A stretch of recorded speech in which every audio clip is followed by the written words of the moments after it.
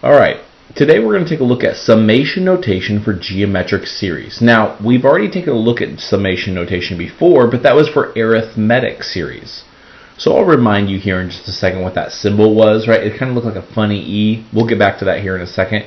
But this is just an example of a geometric series, right? So geometric means that it has to have a common ratio. So that means it's just multiplying by the same number to get to the next term, right? So I'm just going to write a finite one, right? A one with a limited amount of terms, okay? But here's where this summation notation is, right? So if we recall what our summation notation symbol looks like, right? It just is this Greek letter right here, kind of like a hard, rigid capital E. And in this summation notation, there's a couple different important pieces of information, right? So this part right here, this is just my geometric formula, right? That's going to help us find the terms, right? So if we recall what the geometric formula for terms in a sequence is, it was just that. That's one important piece of information. Another very key piece of information is this right here, and we usually call this our beginning term, just as a reminder. Right? Now notice I'm using an in as the variable, right? We've done that before. So I want to use an in down here, right? Maybe it's an I down here at the bottom. And so there will be an I as an exponent, right? So those variables are connected, or those two ideas are connected, right? Another thing right here that we're looking at is our ending term, right? How many positions do I have in this series? So 1, 2, 3, 4th term, and 5th term in my series.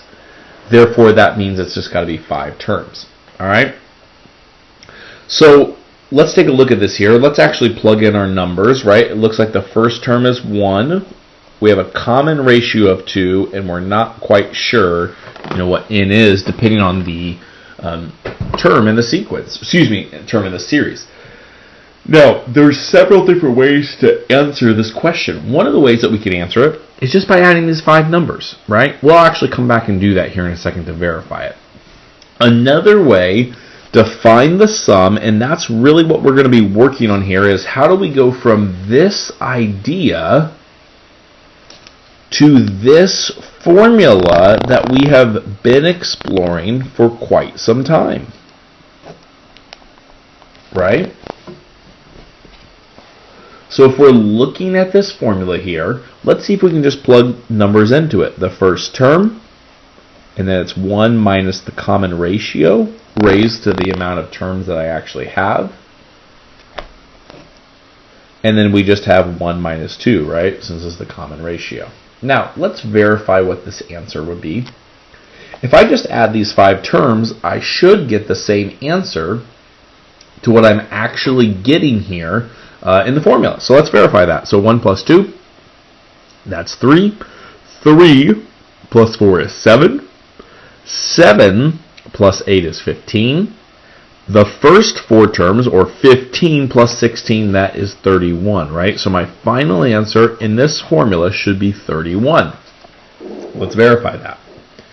All right, well, when we're doing this here, again, you could always plug it into your calculator if your calculator does that, but maybe you're just going to use the parentheses, order of operations. So if I do this, it's just 1 minus 32.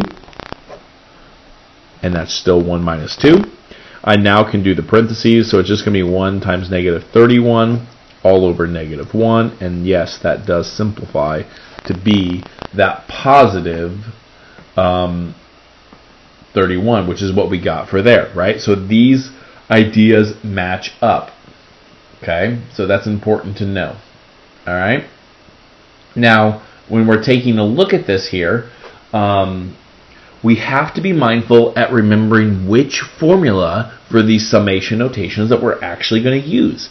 Okay, we've taken a look at 2 different formulas over the past of the I don't know, maybe 3 or 4 e-learning days, right? So if we have a finite sequence, a finite series, we're going to use this formula right here, which we just explored a little bit.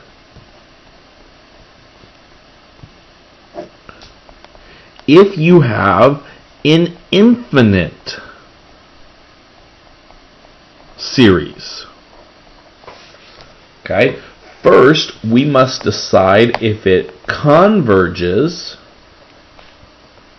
or it diverges. Just a quick reminder, in order to tell that it converges is if on the number line my common ratio is between -1 and +1, right? If the number I'm multiplying is between -1 and +1, it diverges if on the number line my common ratio is less than -1 but greater than +1. Okay? So let's be reminded that if it does diverge, there just is no sum. If it converges, then we just use this formula that we had a couple questions on Tuesday assignment about, right? So that's what we want to decide first. Now here's the question: how do we know if it's a finite series or an infinite series when I'm looking at this summation notation idea, right? So that's why I wanted to go back and talk about this a little bit. Let me give you an example of each of these here. And here's an example of a finite series in summation notation. All right? Nothing too special about this geometric series. I'm going to make it geometric here. And let's say that we have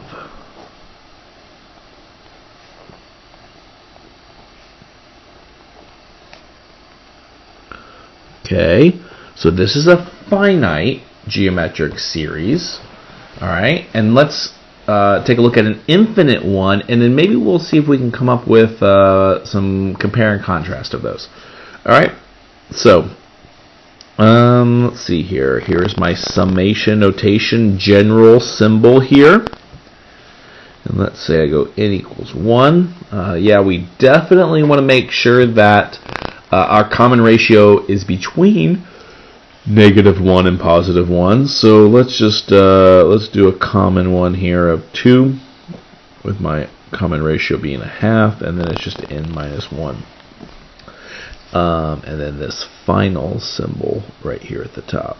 Alright, so these are the two summation notation symbols that I'm looking at right here. Now, when we do this, there we go. Finally got them lined up. I want to point out one thing that makes it finite, or one thing that makes it infinite.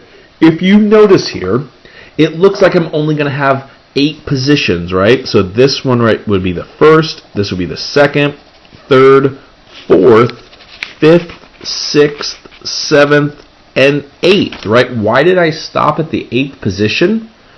Because that's where it told me to stop, right? So that would be an example of a finite geometric series in summation notation. When we're looking at it, it has a number, a position in which we actually stop.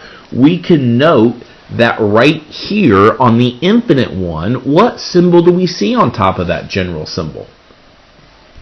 The infinity sign, right? So if we see an infinity sign, that's a good symbol that we're going to have to think about. Does it converge? Does it diverge?